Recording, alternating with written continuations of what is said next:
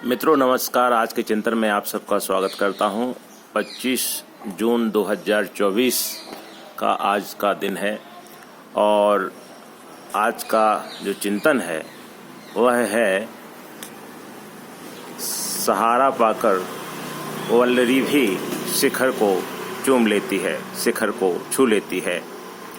मित्रों, इस संसार में इस संसार का वैशिष्ट्य है। इस संसार की विशेषता यही है कि बिना सहारे बड़ी कठिनाई होती है आगे बढ़ने में, और यदि समुचित सहारा मिल जाए तो पथ आसान हो जाता है और बड़ी से बड़ी कठिनाई सहजता से हल हो जाती है और जो पथ बहुत कठिन प्रतीत होता है वह सहज होता चला जाता है। जैसे सम्मुख जो यह एक सुंदर सा प्राकृतिक दृश्य आप देख रहे हैं, यह नीचे से लगभग 30 फीट ऊपर तक चमेली की बेल पहुंच गई है। आप जानते हैं कि चमेली एक बहुत ही गुणकारी औषधीय लता है और यदि इसको कोई सहारा ना मिले तो यह बहुत ऊंचाई तक नहीं पहुंच पाती, लेकिन इसको सहारा मिला तो यह 2 मंजिल के मकान के शिखर तक पहुंच गई और यदि इसको और आगे ऊंचाई मिले तो निश्चित रूप से यह उस ऊंचाई को भी छू लेगी। तो मित्रों, इसी तरह मानव है। यदि उचित समय पर उचित सहायता मिल जाए तो मनुष्य बड़ी से बड़ी कठिनाइयों का सामना करते हुए आगे बढ़ जाता है और ऊंचाई प्राप्त कर लेता है और वह जो उसे मिलना चाहिए वह उसे प्राप्त हो जाता है, या कहें कि उससे अधिक प्राप्त हो जाता है। तो मित्रों, यह संसार ही एक दूसरे पर आश्रित है, एक दूसरे पर अवलंबित है और यह समूची सृष्टि का नियम ही है कि इस समूची सृष्टि में कुछ भी ऐसा नहीं है जो अंतरावलंबित ना हो, जो किसी के सहारे ना हो, जो किसी की सहायता पाकर इस संसार में टिका हुआ ना हो।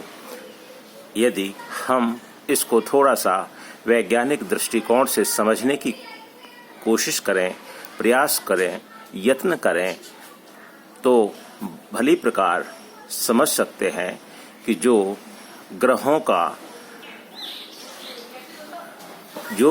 की व्यवस्था है वह व्यवस्था भी एक दूसरे पर आश्रित है।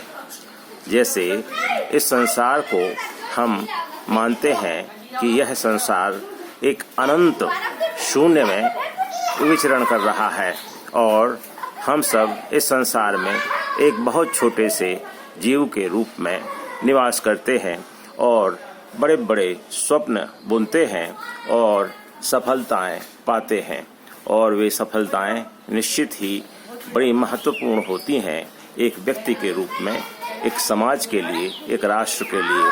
मित्रों, लेकिन संपूर्ण ब्रह्मांड में यह व्यक्ति बहुत छोटा है, लेकिन जो उसका स्वप्न है, जो उसका विचार है, जो उसकी प्रतिबद्धता है, जो उसकी आगे बढ़ने की लालसा है, वह अपरिमित है और उसी के बल पर वह बहुत बड़ी बड़ी सफलताएं प्राप्त करता है और उसे इसमें भिन्न भिन्न प्रकार का सहयोग मिला करता है।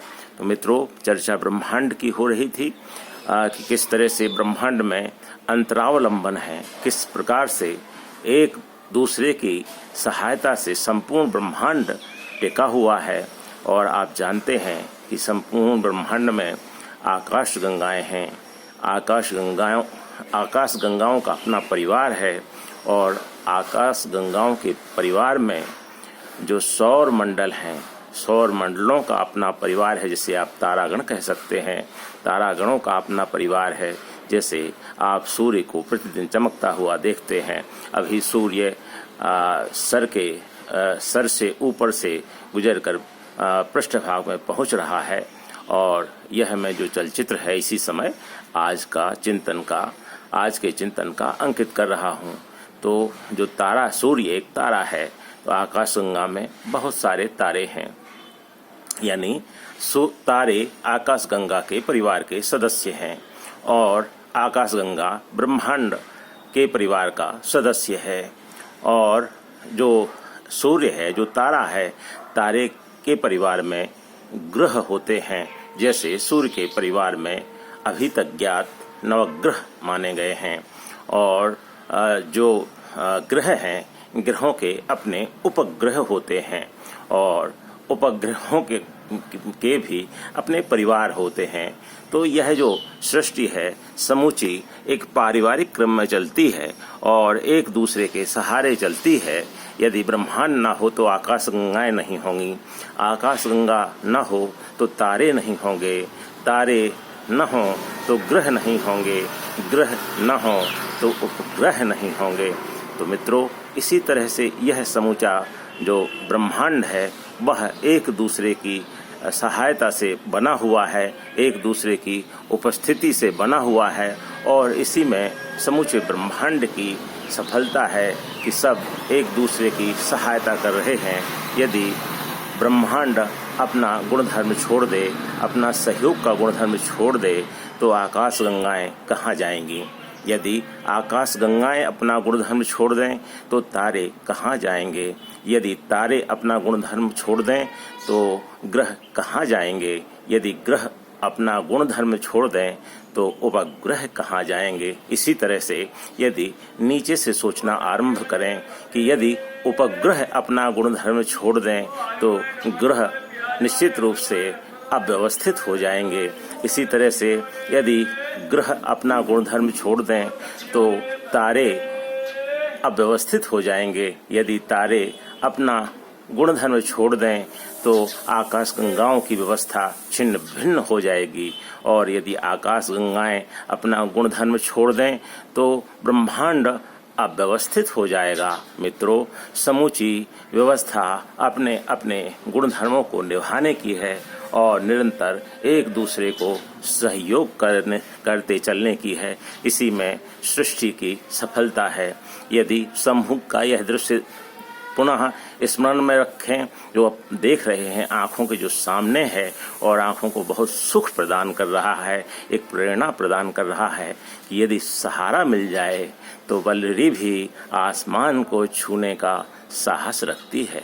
एक कम सामर्थ्य वाला व्यक्ति भी सहारा पाकर ऊंचाइयों को प्राप्त हो जाता है। यदि समसामयिक परिदृश्य में देश के संदर्भ में देखें तो सरकार अनेक ऐसी योजनाएं चलाती है जिनमें कम सामर्थ्य वाले लोगों को, जिसमें विपन्न लोगों को सहायता दे करके ऊपर उठाने का प्रयास किया जाता है। लेकिन मित्रों, यह जो सहायता है यह स्वस्थ होनी चाहिए। यह सहायता किसी दूसरे को अवनत करने वाली नहीं होना चाहिए। यह सहायता शोषक नहीं होनी चाहिए। जैसे यह वल्लरी आगे बढ़ रही है, ऊंचाई पा रही है, तो इससे किसी को कोई क्षति नहीं है। लेकिन यदि इसी वल्लरी के स्थान पर यदि कोई पेड़ हो और उस पर अमरवेल छा जाए तो वह पूरे पेड़ को ही सुखा देती है। तो मित्रों, सहायता पाने वाले का स्वभाव भी अमरवेली नहीं होना चाहिए। अमरवेल की इस तरह नहीं होना चाहिए कि पहले तो स्वयं का वैभव बढ़ाए, लेकिन जहाँ से सहायता मिली है उसी को ही सुखा दे और अंत में स्वयं भी सूख जाए, क्योंकि दूसरे को सुखाने वाला, दूसरे को विपन्न करने वाला स्वयं अंततः विपन्न होता है, स्वयं अंततः सूख जाता है। इसलिए हमेशा सदा इस बात का ध्यान रखें कि जहाँ से सहायता मिली है उस सहायता का उपकार मानते चलें और उस सहायता को स्मरण करते हुए सदा प्रेरित रहें दूसरे को सहायता करने के लिए। मित्रों, जो यह लता है, इस लता को सहारा मिला, इस वल्लरी को सहारा मिला, इस बेल को सहारा मिला और यह ऊंचाई को छू गई। और मित्रों, इसमें बहुत ही सुगंधित पुष्प आते हैं, और जब यह पुष्प आते हैं तो पूरा घर तो महक ही जाता है, पूरा मोहल्ला भी महक जाता है। तो जहाँ सहायता होती है वहाँ समूचा परिवेश सुंदर हो जाता है, आनंदप्रद हो जाता है, आनंदमय हो जाता है। तो मित्रों, यह सहायता का वैभव है, यह सहायता की चरम लब्धि है, यह सहायता की प्राप्ति है, और यह सहायता की परिणति है कि यदि सहायता मिले, यदि सहारा मिले, तो एक वेल जो लाचार होती है, बिना सहायता के जमीन पर पड़ी रहती है, और सहारा पाकर वह भी शिखर को छूने का सामर्थ्य रखती है, वह भी शिखर को छू लेती है। मित्रों, आज के चिंतन में इतना ही।